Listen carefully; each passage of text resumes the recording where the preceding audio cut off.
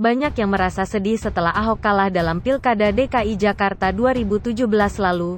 Sedih karena rakyat miskin tidak bisa lagi datang ke balai kota untuk meminta bantuan dan semua sistem yang sudah bagus dibangun oleh Ahok dan gubernur sebelumnya akan berubah di masa pemerintahan Anies Baswedan. Dan akhirnya terbukti, semua yang kita nikmati di masa pemerintahan Ahok sudah tidak bisa lagi dirasakan di masa kepemimpinan Anies Baswedan saat ini. Entah berapa banyak rangkaian kata manis yang diobral oleh Anies Baswedan kepada jutaan rakyat Jakarta selama ini. Dan mirisnya, orang seperti ini malah dikatakan sebagai pemimpin seiman. Mungkin memang seperti itulah ciri-ciri pemimpin seiman versi mereka.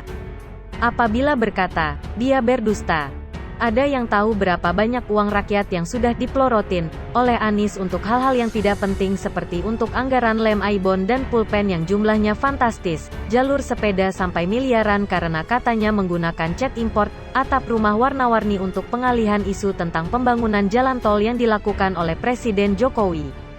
Bukannya lebih fokus untuk mensejahterakan rakyat Jakarta, Anies Baswedan malah beberapa kali menghapus biaya penanganan banjir ratusan miliar.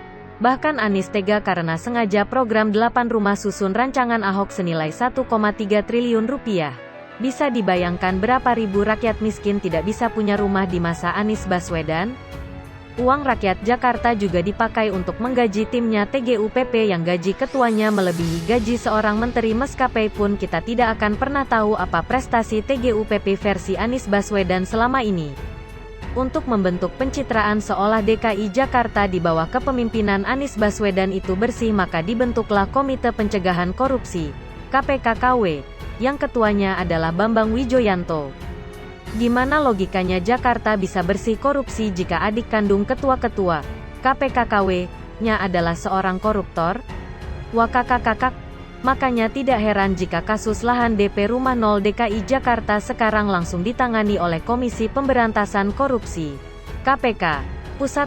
Ketua KPK Pusat saat ini Firly Bahuri sudah bicara soal kemungkinan pemanggilan Anies Baswedan terkait kasus dugaan korupsi pengadaan lahan di Munjul, Kecamatan Cipayung, Jakarta Timur. Anies disebut memahami penyusunan APBD DKI.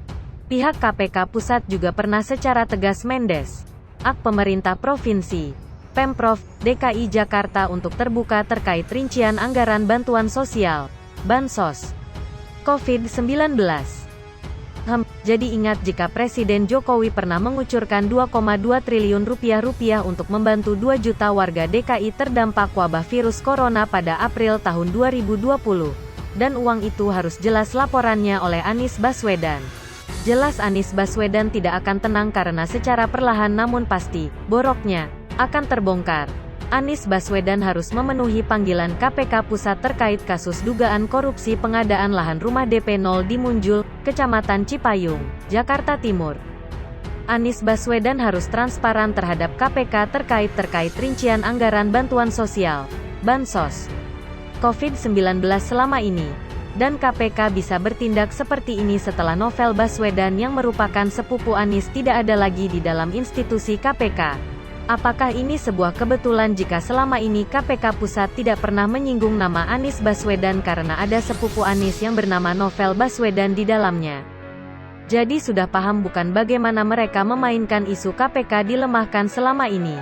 Apakah untuk melindungi nama Anies yang digadangkan sebagai capres? Pertanyaannya, apakah hanya itu saja kasus Anies Baswedan saat ini? Tentu tidak.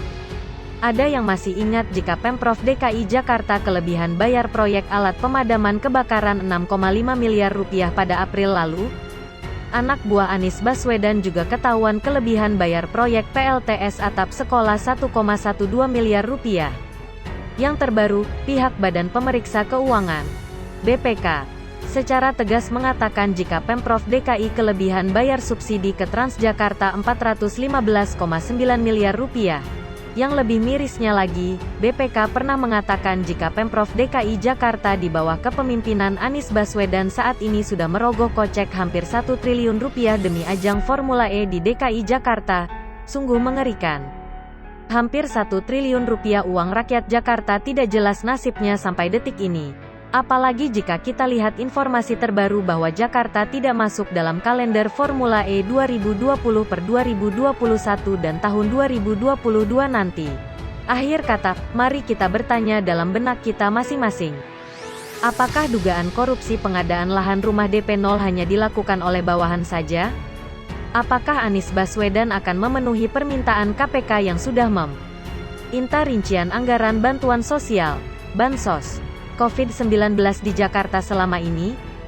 Apakah kelebihan pembayaran yang terjadi di masa kepemimpinan Anies Baswedan akan didiamkan saja tanpa proses hukum?